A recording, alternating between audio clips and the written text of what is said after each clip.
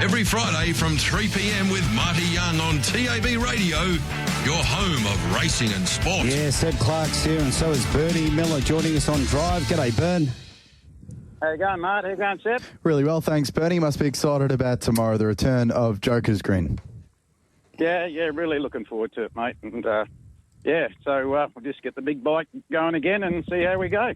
And the prep in the lead up to this return, how's it been from your eyes? A win from the last trial and a second the week before wouldn't have been, or a couple of weeks before, would have been promising signs for you. Yeah, Seb, that's correct, mate.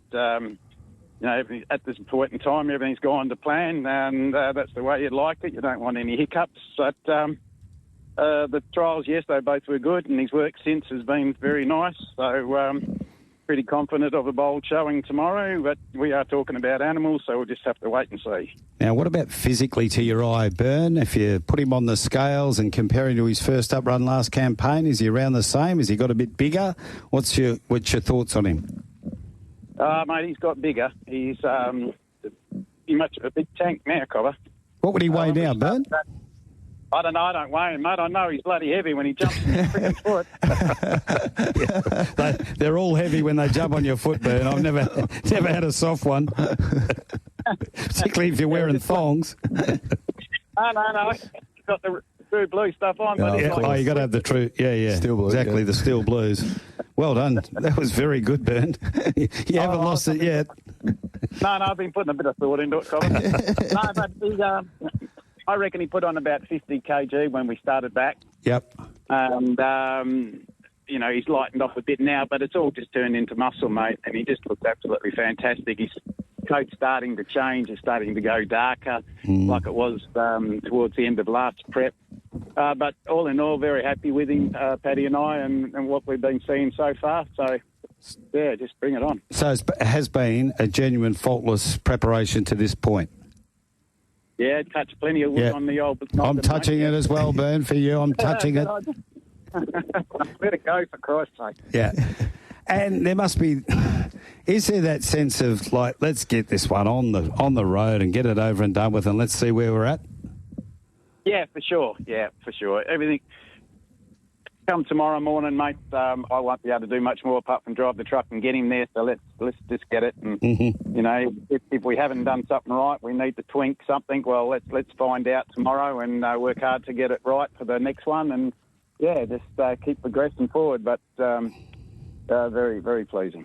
Isn't it funny, the difference between, like, having an unraced 2-year-old that you think goes really well and you've got that sense of anticipation, but with the knowledge that the horse could go out and get beat 5 lengths and you're not as good as you thought you are, to a horse like you've got now, who you know how good he is, and when you get in this situation for this first race, you just say, like, I just want to get to the races, get him there in one piece and let him do his thing.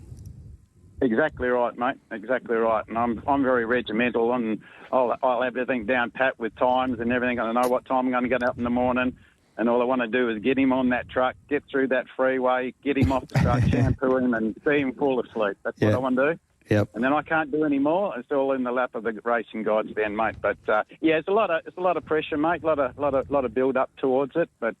We've worked on a plan for quite a while, and it's all come to fruition at this point in time. So now it's time for the horse to do the talking and let everybody in WA really enjoy a magnificent animal. Sounds like there's not a heap of concern about the barrier 2 jumping from 6. How do you think the race will map out, though, Bernie?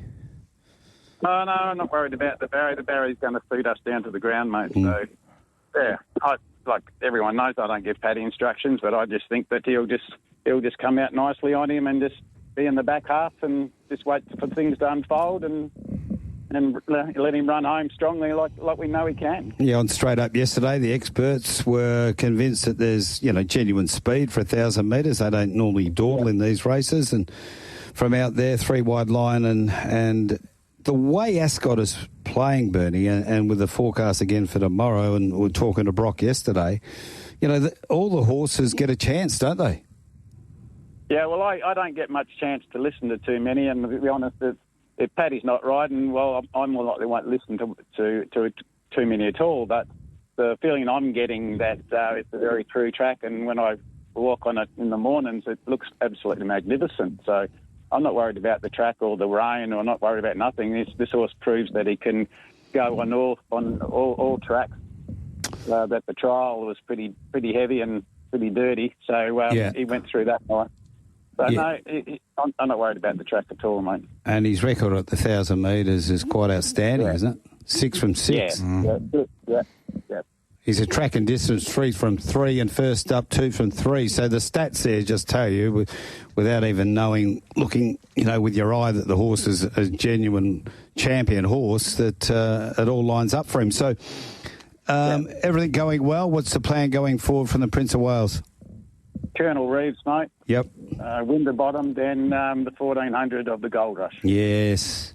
In your heart of hearts, by then, the 1400 should just be in his wheelhouse, do you think? Yeah, I do. I really do. And especially when you come across these elite animals, they're going to be putting the speed on. They're going to be putting the pressure on. And I'm really looking forward to those horses that do come over, So that'll tell us where this horse really is. Because last year we started out being the hunter. Now we're the hunted. Mm-hmm. So those really nice horses coming over is going to give us a really good guide of where this little bloke really is. And like you always hear too, Bernie, that the really good horses run better against better horses, don't they?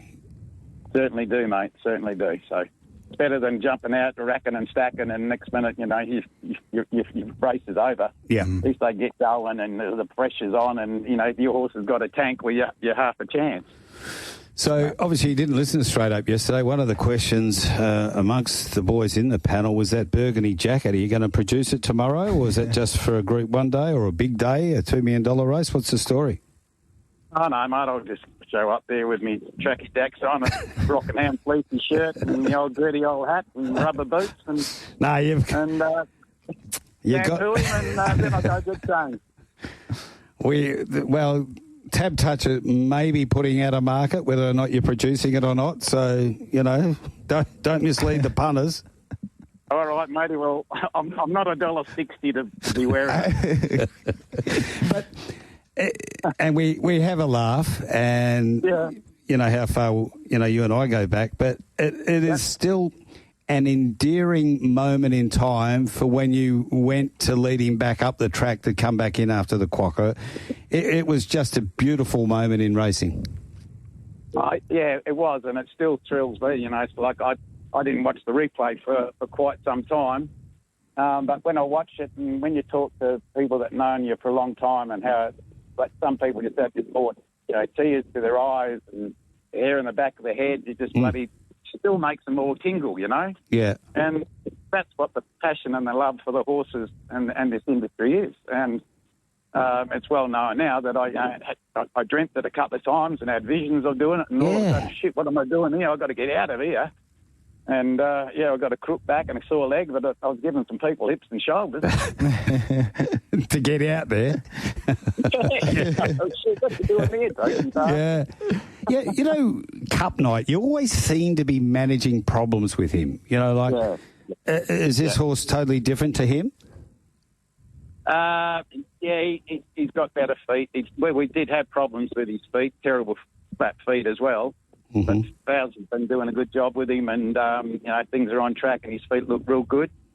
But you're right with Cuppy. He was Stevie was just bad for flat feet and always up against it. What he did was amazing with the feet that he had, mate. And he used to get asthma or hay fever or something, didn't he? Yeah, equine asthma, mate, and just to have to treat him for it all the time, and that's just the climate that we've got here, Yeah.